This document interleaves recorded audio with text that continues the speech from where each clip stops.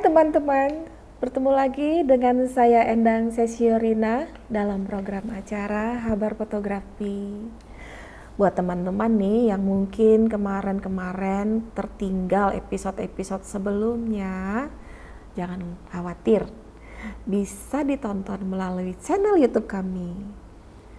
Nah, buat teman-teman juga yang mungkin perlu jasa fotografi maupun videografi saya, silakan hubungin saya ya. Lewat WhatsApp bisa. Lalu buat teman-teman yang juga mungkin membutuhkan narasumber untuk pelatihan, baik itu untuk komunitas, perusahaan, ataupun kampus-kampus, boleh menghubungin saya juga ya melalui WA maupun Instagram saya. Oke, pada hari ini episode kita adalah mengenai bagaimana memfoto produk menggunakan smartphone. Sebenarnya ini lebih tepatnya untuk para UKM-UKM yang sekarang lebih membutuhkan foto yang bagus agar bisa dipakai untuk media sosialnya, untuk mempromosikan produknya. Nah, mari kita simak sama-sama ya, apa saja yang diperlukan dalam sebuah agar foto tersebut bisa bagus untuk mempromosikannya.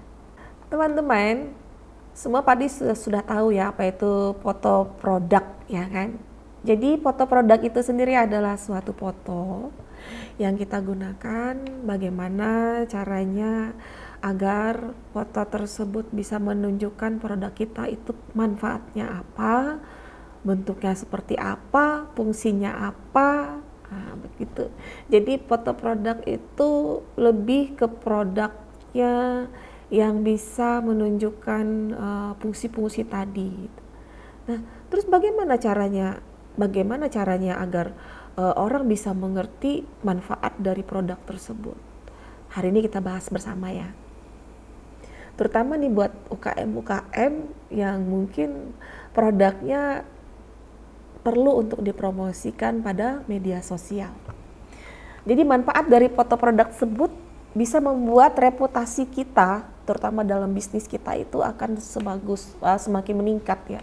Jadi semakin bagus foto produk kita, tentu saja orang akan menilai bahwa bisnis kita ini benar-benar bisnis yang tidak main-main gitu. Artinya apabila kita menunjukkan foto tersebut dengan nilai yang bagus, reputasi bisnis kita pun akan semakin meningkat. Lalu yang berikutnya juga perhatian pelanggan kita pun akan lebih tinggi karena mereka melihat foto kita itu bisa memberikan mereka manfaat yang kena dengan yang mereka butuhkan, sehingga mereka pun akhirnya terpikat dengan produk kita. Nah, lalu manfaat berikutnya lagi juga akan memberikan kesempatan bagi kita sebagai pelaku bisnis, penjualan kita akan meningkat. Atau setidaknya kan apa yang kita inginkan, berapa ini penghasilan yang kita inginkan dalam bisnis kita ini, nanti kesempatan itu akan semakin tinggi gitu ya. Jadi itu adalah beberapa manfaat dari foto produk itu sendiri. Lalu bagaimana dengan jenis-jenis dari produk itu sendiri? Jenis dari foto produk itu sendiri ada beberapa macam ya. Yang pertama adalah individual. Jadi individual ini fotonya berarti satu saja, objeknya cuma satu, fokus pada satu objek itu saja. Sedangkan ini biasanya sih digunakan untuk katalog-katalog gitu ya, untuk menu-menu gitu. Jadi apabila ada klien kita yang menginginkan difotokan produknya untuk menu-menu, oke, kita fotokan. Artinya fotonya harus foto satu-satu, individual namanya. Lalu untuk yang berikutnya, jenis foto produk sendiri ada yang namanya digrupkan ya. Artinya grup ini seperti ini, masih dalam satu konten yang sama. Contohnya misalnya produk skincare gitu ya. Produk skincare itu kan dia ada banyak. Jadi labelnya tetap sama, menggunakan label merek apa, tapi kita bikin dalam satu grup. Baik itu ada krim malam, krim siang, ya kan? Terus ada pembersih wajah, ada sabun wajah gitu. Nah, itu maksudnya dalam foto grup. Jadi kita foto dia dalam sebuah frame, tapi terdiri dari beberapa macam. Lalu yang berikutnya adalah fashion atau lifestyle shoot. Jadi lifestyle shoot ini lebih sering ke arah fashion, ya. Tapi ada juga sih foto-foto yang selain fashion gitu ya. Tetapi lebih banyak digunakan oleh para pebisnis fashion gitu. Jadi maksudnya dari lifestyle shoot ini biasanya menggunakan model. Jadi kenapa jadi menggunakan model? Karena biasanya itu model akan mempraktekkan bagaimana menggunakan produk tersebut. Contoh nih ya, ada produk lipstick gitu. Mungkin kalau dari bentuk, mungkin lipstick ini bentuknya berbeda. Dia gunakan dengan bentuk yang berbeda. Tetapi orang bisa mengira ini lipstick atau bukan ya, atau pemerah pipi ya gitu. Karena sekarang pemerah pipi pun ada berbentuk stick gitu.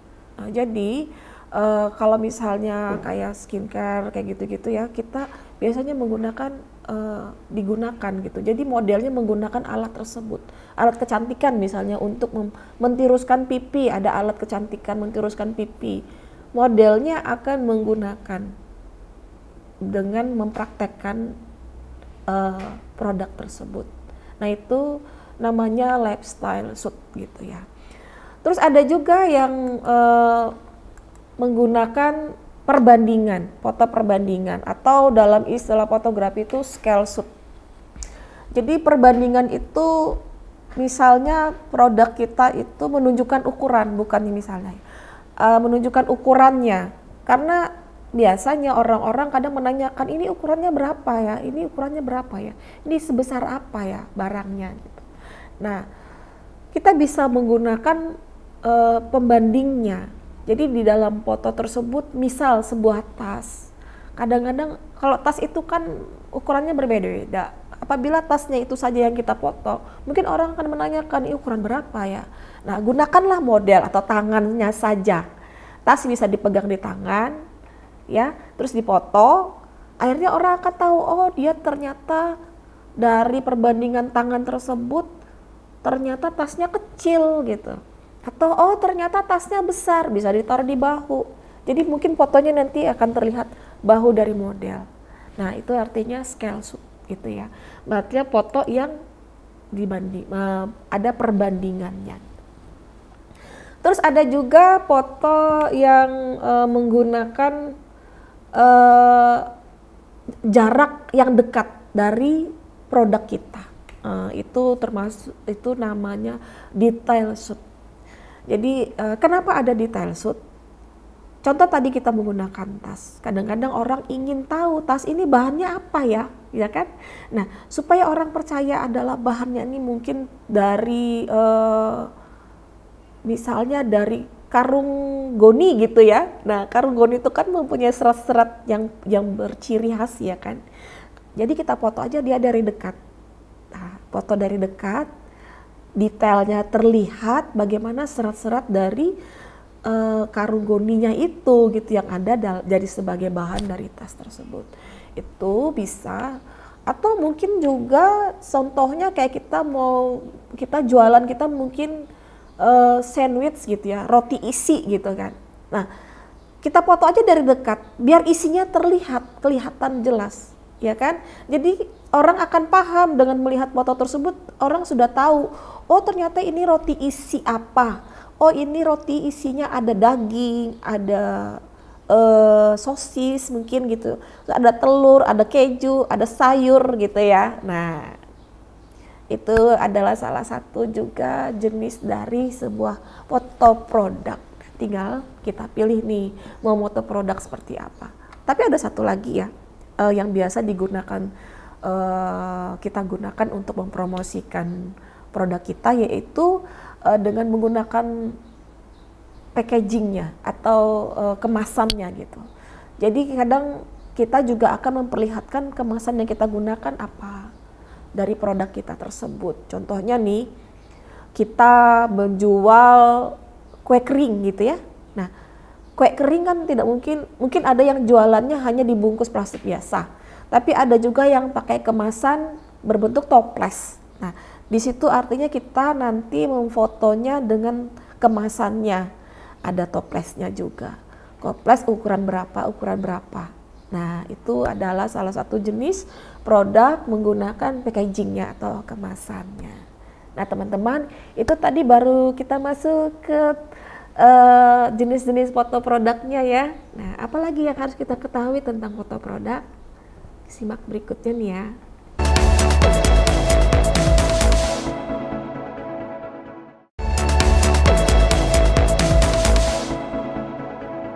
Teman-teman, sekarang kita fokus ke smartphone ya. Karena saya sih inginnya episode ini banyak disaksikan untuk teman-teman yang mendalami foto produk menggunakan smartphone. Walaupun sebenarnya teknik dasar ini bisa digunakan untuk semua kamera.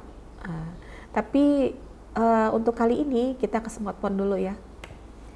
Nah, untuk smartphone teman-teman harus ingat, ada tips dasarnya menggunakan smartphone pada saat kita memfoto.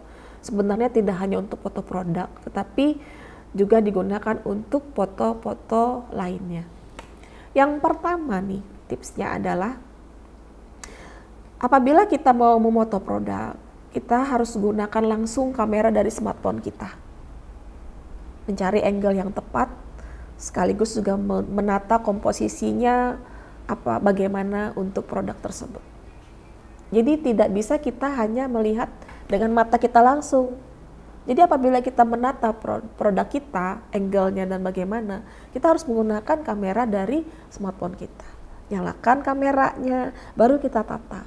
Seperti apa tataannya yang bagus, kita lihat di kamera kita. Itu yang pertama. Yang kedua, tentukan dari awal rasio gambar yang kita inginkan. Apa itu rasio?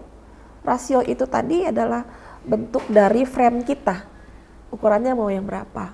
Rasio itu ada 1:1, square ya atau kotak. Terus ada juga 4:3. Biasanya untuk untuk Instagram sekarang sudah bisa digunakan 4:3 untuk di feed-nya. Nah, terus ada juga yang 16:9. 16:9 ini lebih cenderung ke video-video gitu ya, lebih panjang bentuknya. Nah, saran saya sih kalau untuk ditaruh di medsos Instagram, apabila kita ingin menggunakan foto kita ini untuk medsos di Instagram, pakailah rasio di perbandingan 4:3. Karena nanti fotonya akan terlihat lebih bagus ya. Terus yang berikutnya lagi, jangan lupa teman-teman aktifkanlah grid line. Apa itu grid lines? Garis bantu namanya. Dalam sebuah kamera itu, di smartphone pun pasti akan ada fiturnya. Coba nanti teman-teman coba buka-buka handphonenya ya, di kameranya. Di sana nanti akan ada tulisannya itu berbeda-beda ya, di setiap smartphone tuh pasti berbeda. Ada yang tulisannya itu petak gitu ya, terus ya macam-macam. Jadi saya sih tidak bisa menyebutkan secara pasti di dalam smartphone itu apa, tapi biasanya ada yang tulisannya itu petak, ada tulisannya grid line-nya, itu tadi ya.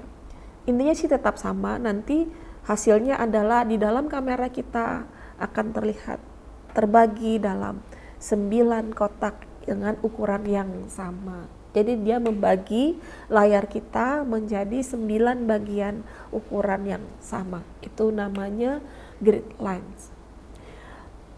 Tips berikutnya apa lagi? Tips yang berikutnya adalah hindari menggunakan zoom pada kamera. Di kamera smartphone itu kalau kita menggunakan zoom biasanya hasilnya tidak akan tajam. Jadi lebih baik jangan digunakan ya. Kalau kita merasa kita kurang dekat, lebih baik kita yang mendekat ke objeknya, bukan di layar kamera yang kita zoom. Hindari penggunaan itu. Tidak semua smartphone yang kameranya besar resolusinya.